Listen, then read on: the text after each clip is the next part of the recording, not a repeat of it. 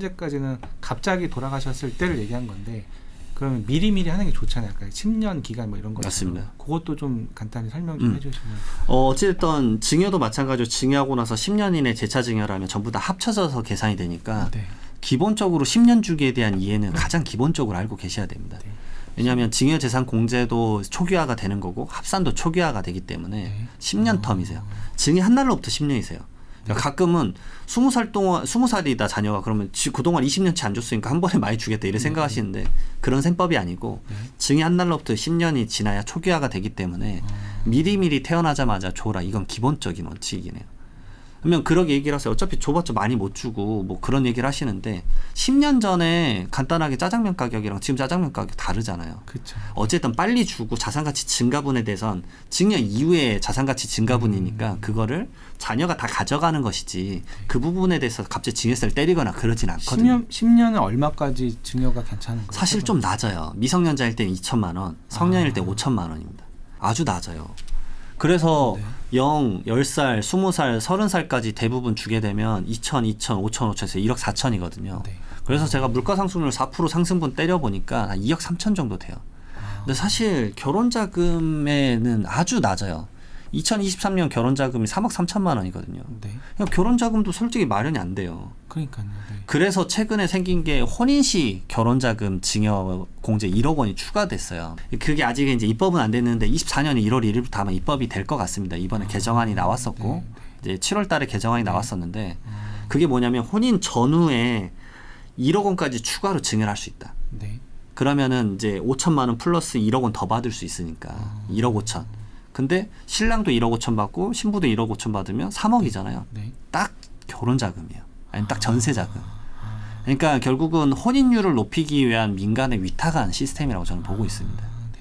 근데 이게 10년에 2천이든 5천이든 그게 그러면 한 살 때 주고 11살 때 주고 이렇게 하는 사람이 잘 없잖아요. 그냥 그 2천만 원 딱 주는 게 아니라 뭐 100만 원도 줬다가 200만 원 줬다 이게 이렇게 시간이 가면서 누적되잖아요. 네. 그걸 다 전 국민 다 전수조사하지는 않을 것 같고. 네. 그러면 꼭 2천만 원이 넘어도 그냥 넘어갈 수도 있는 건가요? 사실 과세관청이 다 보고 있지는 않을 수 있기 때문에 그게 이슈화된다 그러면 이제 포착돼서 증여세가 크게 나올 수는 있겠죠. 근데 대부분 그 포인트가 언제냐? 대부분 부동산이세요. 그러니까 주택을 취득할 때는 우리가 취득자금 소명서라는 걸 써야 되고 그리고 특히나 미성년자가 주택을 취득하거나 뭐 전월세 그쵸. 자금을 내면 그거는 좀 들여다볼 수 있죠. 기획조사처럼. 그리고 전월세 신고제도 21년 6월 1일부터 보증금 6천만 원, 월세 30만 원 초과 부분에 대해서 신고를 해야 되니까 0살짜리가 갑자기 전세를 들어갔다? 뭐야 이 자금 어디서 났어? 이를 볼 수 있기 때문에. 네. 그래서 대부분은 이제 한 2천만 원 주고 대부분 어떻게 하시냐면 그 해외 주식 만들어서 소비재 위주의 주식들 그런 것들 사서 배당 좀 위주로 많이 쌓아두거나 그러게 합니다. 아니면 처음부터 그냥 부동산을 큰 거를 좀 사준 다음에 명확하게 증여세 다 내버리고 그 증여했던 부동산 가치가 올라가길 바라는 방향도 있으시고요. 그 증여한 시점에서 10년 안에 돌아가시지만 않으면 합산되지는 않고 없어지는 거잖아요. 맞습니다. 초기화가 되니까. 그래서 최대한 일찍 주라는 내용도 많이 하고. 그냥 세금 내고 주는 게 제일 좋은 거네요. 그런데 이제 대한민국 세법상 이제 증여세는 수중자 받은 사람이 내기 때문에 그거에 부담도 커요. 왜냐하면 증여해줬고 증여세가 1억 원이 나왔다고 해서 증여자가 그 1억 원까지 또 내주면 또 그것에 대해서 증여세가 또 올라가요. 네. 그런 것까지 좀 고민하셔야 돼요. 사실은 좀 복잡하고 어려운 일입니다. 그래서 대부분 순수 증여를 생각하는 게 아니라 이제 부담부 증여를 많이 생각하세요.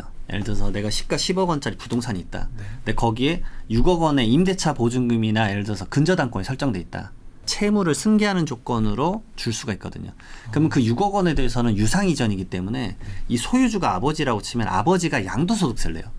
그러니까 세부담 당사자 측면에서 내가 내는 게 아니니까 자녀가 내는 게 아니니까 좀 익스큐즈가 되는 거죠. 아버지가 그냥 내줄게 하고 넘어가는 거고. 그리고 나머지 4억 부분에 대해서만 자녀가 순수 증여세를 내니까 세부담은 낮아지면서 시가 10억 원의 부동산을 이전해 올 수가 있는 거죠. 근데 어쨌든 그 대출도 같이 갖고 오는 거잖아요. 맞아요. 그러면 실제로 10억이 아니라 그냥 4억을 증여받은 거고 그 4억에 대해서 세금을 내는 거고. 네, 맞습니다. 근데 그 부동산의 가치가 전 정권 예를 들어서 문재인 정권 때는 부동산 가격 자체가 엄청나게 올라갔잖아요. 네. 그러니까 예전에 노무현 정권을 경험했던 분들은 17년 8.2 대책 나오고 나서 엄청나게 빨리 부에 이전했어요. 왜냐하면 모든 중과세, 주택 관련 중과세는 수예요. 주택 수. 두 주택이냐 3주택이냐. 네. 근데 자산 가치는 올라갈 것 같다는 사이클이 왔다는 걸 인지하셨던 분들은 노무현 정권 때 뭐가 제일 힘들었냐면 종합부동산세 버티기가 힘든 거예요. 그러니까 빨리 자녀를 독립시키고 주택을 줘버리는 거예요. 어차피 자산 가치 올라가고 넌 추후에 팔 때 1세대 1주택 받을 거니까. 저는 이제 그것만 예전에 계속 촬영하거나 얘기를 많이 나눴었고 네. 그러면 지금 그 말씀하셨겠지만 어차피 채무 끌고 와서 10억짜리 부동산이 무슨 가치가 있냐라고 하실 수도 있는데 얘가 5년 지나니까 30억이 되더라고요. 그쵸. 그럼 얘기가 달라지는 거예요. 그 자산가치 증가분 20억에 대해서는 자녀가 온전히 다 가져가는 건데 자녀는 1세대 1주택 비과세로 이걸 팔아버리면 세금 별로 안 내거든요. 그럼 6억 원 채무 갚아버리죠. 그리고 나머지 차익분을 자녀가 온전히 가져가는 거니까. 이게 주택만 해당되는 거죠? 아니요. 상가나 이런 것도 다 돼요. 모든 부동산은 다 됩니다. 이게. 아 그래요? 네, 부담부증여를 그래서 많이 하십니다. 근데 주택 1가구 1주택이면 비과세는 네, 주택만 되죠. 뭐 토지든 상가든 얘네들은 양도소득세 부분은 다 세금 내야 되는 네, 맞습니다. 거죠? 근데 어쨌든 그래도 올라간 거에 대한 세금은 안 내니까. 맞습니다. 30억대 세금 낸다 생각하면 끔찍하니까 미리미리 이 시점에 포트폴리오를 짜서 이제 자녀들에게도 약간 마중물을 주는 거죠. 너가 채무 갖고 거기 가서 살던가 뭐 이런 것들도 만들어 줄 수 있는 거고. 그리고 이제 아버지 세대 자체 내에서 주택수가 많아서 뭐 종합부동산세나 이런 게 너무 과도하면 주택수를 좀 줄임으로 인해서 나의 세금도 낮추고 자녀에게 부의전도 해주고. 그리고 나는 주택수가 많으면 어차피 비과세를 절대 못 받을 텐데 자녀는 비과세를 받을 수 있게 세팅을 해버리면 추후에 팔 때 세금도 많이 줄일 수 있으니까. 근데 만약에 2주택 혹은 3주택 있던 사람이 자녀한테 증여를 하나를 떼어줘. 내 것도 줄이고 얘도 좋으니까 떼어줄 때 양도소득세 원래 팔 때는 양도소득세가 발생하잖아요. 그 중과세로 발생하잖아요. 주택이 늘어나니까. 근데 이거는 그 양도소득세 중과세 되는 거랑 상관없나요? 그래서 이게 중과세가 나오면 오히려 채무액수를 낮추고 증여를 높이는 경우도 있어요. 결국은 내가 채무를 넘겨줄 때 아버지가 비과세 조건이면 제일 좋죠. 왜냐면 세금이 거의 안 나올 거니까. 아버지도 넘겨줄 때 양도소득세를 낼 때 그 6억 원 부분에 대해서 비과세면 제일 좋고. 근데 지금 같은 경우 중과세가 없어진 지 좀 됐어요. 지금 중과세라는 법은 존재를 하지만 22년 5월 10일부터 2년 이상 보유한 주택에 대해서는 24년 5월 9일까지는 중과세가 안 나와요. 양도소득세 중과세 없어진 지 거의 2년 됐습니다. 지금. 왜냐하면 이게 대통령령으로 한시적으로 계속 유예하고 있거든요. 근데 제가 봤을 때는 올해 12월이나 내년 1월에 주택 관련된 얘기도 다음에 한번 나누면 재밌을 것 같은데 이미 제가 봤을 때는 12월이나 1월에 또 연장할 것 같아요. 어차피 주택 관련 세금은 약간 정치성과 연관성이 커서 1년 더 연장하지 않을까 싶어요. 오히려 그런 거 있는 사람은 지금 하는 게 유리한 거네요. 이거 지금 진짜 많이 하세요. 많이 하세요? 네, 비과세를 받을 수 있는 조건이 기간이 또 뭐 일시적 1세대 2주택이면 뭐 3년 이내 팔아야지만 아버지가 비과세 받을 수 있는데 우리 초반에 말씀드렸지만 주택이 안 팔리잖아요.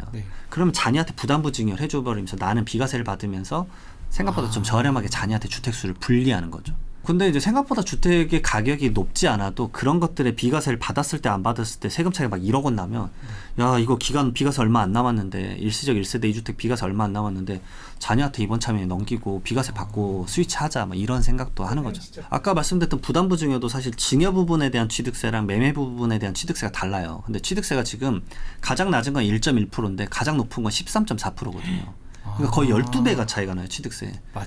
그러니까 지금 방금 10억짜리 시뮬레이션 말씀드렸잖아요. 여기서 취득세 절세라면 9,500만 원인가 차이가 나요. 그러니까 여기에 대한 컨설팅만 해도 꽤 커요. 왜냐하면 취득세는 결국 누가 내냐면 취득한 사람이 내잖아요. 그럼 자녀가 내야 되거든요.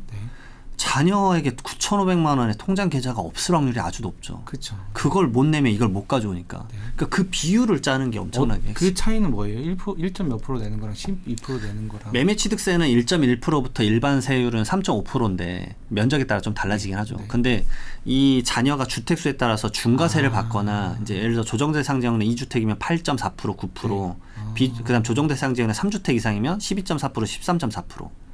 그리고 증여취득세 부분도 조정대상 지역 내 시가표준액 3억 원 이상의 주택을 증여자가 2주택 이상이면 증여를 했을 때 12.4%와 13.4%의 중과세가 나오거든요. 근데 일반적인 증여세가 원래 3.8%, 4%예요. 그러니까 증여취득세 부분만 해도 3배 차이니까. 그쵸. 그럼 4억에다가 대입을 하면 간단합니다. 1,600만 원을 낼 거냐 아니면은 갑자기 5,200만 원을 낼 거냐 이 차이예요. 그러면 취득세 차이만 몇 천만 원이잖아요. 그쵸. 이게 엄청나게 크게 와닿습니다, 사실은. 그러네요. 네, 그러니까 증여도 좀 생각하고 전략 짜서 하세요. 그건 정치적으로 취득세를 좀 이렇게 낮춰준다거나 그러진 않아요. 아까 양도소득세 정치적으로 좀 이렇게 지금 하면 안 내게 해주는 것처럼. 사실 지금 행안부에서 이미 2022년 12월 21일 날 보도자료가 나왔었어요. 취득세 완화하겠다고. 그래서 완화 방안이 뭐냐면 2주택자까지는 취득세 중과 안 내고 3주택부터는 모든 취득세를 절반으로 낮추기로 했었어요. 그래서 그게 23년 2월에 입법 때 이제 통과되길 바랬었는데 지금까지 통과 못하고 행안부의 그 안이 계류되고 있어요. 그래서 많은 분들이 그게 되길 지금 바라고 있죠, 사실은. 그게 어떤 말이 있었냐면 소급 적용해 준다 그랬었어요. 그럼 22년 12월 21일 이후에 매매나 증여하셨던 분들 지금 뭐 예를 들어서 13.4% 냈다. 근데 취득세가 딱 절반으로 줄어든다. 그러면 그 돈을 다시 돌려받을 수 있어요. 소급 적용 반칙 아니에요? 아니에요. 그걸 미리 말을 해놓으면 돼. 그러니까 지금 입법할 때 이렇게 할 거고 이 입법이 언제 될지 모르겠지만 이때 시행 시점을 해서 적용을 하겠다. 그래서 그것에 대해서 지금 많은 분들이 이제 갈증을 느껴 하는데 한 23년 2월이나 3월이 될 줄 알았는데 근데 저는 솔직히 그때 말했던 게 뭐냐면 좀 정치적일 수도 있는데 거대 지금 이제 야당에서 좀 반대가 계속 있었어요. 그 협의 조정안이 있었었기 때문에 좀 쉽지 않을 수도 있겠다. 이건 정치적 이슈일 것 같아요. 왜냐하면 그걸 해놓은 게 한 명이 너무 자두책으로 막 맞아요. 집을 많이 갖지 말아라고 이거를 제도적으로 막는 거니까 그걸 풀어주면 또 양극화가 너무 심해지니까 그거는 또 부동산에 걸고 이제 너무 이제 과열 양상을 띌 수 있기 때문에 그런 부분이 가계부채랑 또 연결되지 않습니까? 그래서 그게 염려스러워서일 수도 있는데 어쨌든 그게 여야가 합의가 안 돼서 입법 기간을 통과를 못 하고 있거든요. 그런 상황이죠 지금. 마지막으로 이제 그게 상속이든 증여든 이제 사람들이 이런 것들 제일 많이 놓친다. 혹은 이런 거 꼭 챙겨라. 이런 거 있을 것 같거든요. 사실 상속이랑 증여만 볼 수는 없다고 봐요 저는. 왜냐하면 방금 말씀하셨죠. 우리가 그 다음에 부담부 증여를 할 거면 양도소득세도 알아야 되고 맞아요. 취득세도 네, 알아야 네, 되고. 맞아요. 그러니까 세금에 대한 거는 사실 하나가 이렇게 여러 가지와 파생될 수 있다라는 점을 먼저 좀 인지를 하셨으면 좋겠어요. 하다못해 상속을 받을 때 이런 경우도 있습니다. 그 전세를 계약을 맺다가 돌아가셨어요. 그러면 임차인과의 관계가 껄끄러질 수도 있거든요. 왜냐하면 소유주가 확정이 안 됐기 때문에 전세 보증 보험에서 이거 그러면 다 완료되고 오세요. 막 이런 다양한 이슈가 펼쳐질 수도 있어요. 정말 그러니까 상속에 대해서는 이 파생되는 게 많다라는 점을 좀 말씀드리고 그 다음에 뭐 상속 다툼이나 그런 것까지 얘기는 안 했는데 제가 상속에 대한 상담을 하면서 느낄 때가 재산이 많아지면은 이제 감정의 골이 자녀분들끼리 이제 받은 게 좀 차이가 난다고 느꼈을 때 좀 커질 때가 있더라고요. 근데 하나의 도화선이 그 감정의 골이 깊어져서 상속인들과의 너무 다투는 걸 많이 봤어요. 그래서 지금 이걸 혹시나 보시는 이제 재산이 좀 있으신 분들, 나이가 좀 있으신 분들은 저는 말씀드립니다. 미리미리 좀 자녀분들에게 좀 주어라. 물론 주면은 뭐 효도를 안 하네 마네 이런 얘기도 하실 수 있는데 다 주란 얘기가 아니라 일정 부분들은 사실 여러분들도 바라시잖아요. 상속인들 자녀들끼리 싸우길 바라는 건 아니시니까 이제 그런 것들을 미리미리 좀 생각하셔야 된다. 가끔은 뭐 나 죽으면 알아서 해 뭐 이렇게 말씀을 하시는 분들도 있는데 그게 생각보다 대안이 안 되더라고요. 그런 마인드가 있으신 분들이 상속이 일어났을 때 엄청 많이 싸우더라고요. 상속인분들. 그럴 것 같아요. 네. 네, 그래서 저는 세금 이전에 앞서서 재산이고 재산 이전에 앞서서 사람인 것 같아요. 이건 가족에 대한 세금이기 때문에 가족끼리도 좀 저는 이제 항상 좀 화목하게 지내고 대화를 미리미리 좀 나눴으면 좋겠다. 이게 상속인분들 대하다 보면은 갑자기 싸우셔서 막 이제 혼란스러운 경우가 많이 봤기 때문에 막 변호사님들까지 부르고 막 이러는데 저는 그런 거를 바라지 않기 때문에 미리 재산이 있으신 분들은 그것에 대한 고민도 좀 한번 해보시고 그다음에 진짜 마지막으로는 사실 지금의 20, 30대 분들은 저도 20, 30대 이제 30대지만 그 마중물이 없으면 이 세상에서 스타트를 못 해요. 솔직히 말하면 근로소득으로 어떤 거에 부동산을 취득할 수가 없으니까 제발 마중물 차원에서라도 증여를 좀 고민을 해주셨으면 좋겠다. 그러네요. 그러니까 세금의 문제가 아니라 세금은 좀 내더라도 자녀가 스타트를 못 합니다. 그러면 혼인도 안 하고 뭐 결혼도 그 다음에 뭐 자녀도 안 낳고 이거는 차후적인 얘기일 수도 있는데 자녀가 좀 이 세상에서 스타트를 할 수 있게끔 조금은 여력이 된다고 한다면 좀 증여는 긍정적으로 좀 생각을 세금의 고민보다는 앞서서 제가 말씀드렸잖아요. 사람의 고민. 네, 그러네요. 왜냐하면 상속인이 50살 나 죽으면 다 가져가겠지. 그럼 걔 부자 될 거야. 그런데 그 상속인이 나이가 50대가 돼봐요. 뭘 할 겁니까? 소용없죠. 네, 50대 때 무슨 사업을 갑자기 왕성하게 하겠습니까? 뭘 하겠습니까? 맞아. 그런 허탈해하는 상속인들을 전 많이 봤어요. 그쵸. 그때 큰 재산 받으면서 상속세 왕창 내면서 받았는데 이제 뭐 하지? 이래서요. 필요 없지. 네. 또 내려줄 수밖에 없는 거예요. 네. 그래서 사실 한 2번 상속이 일어나면 대한민국에서는 상속세가 좀 살벌하기 때문에 재산이 얼마 안 남아 버릴 수도 있습니다. 이런 거 꼭 참고하셨으면 좋겠습니다.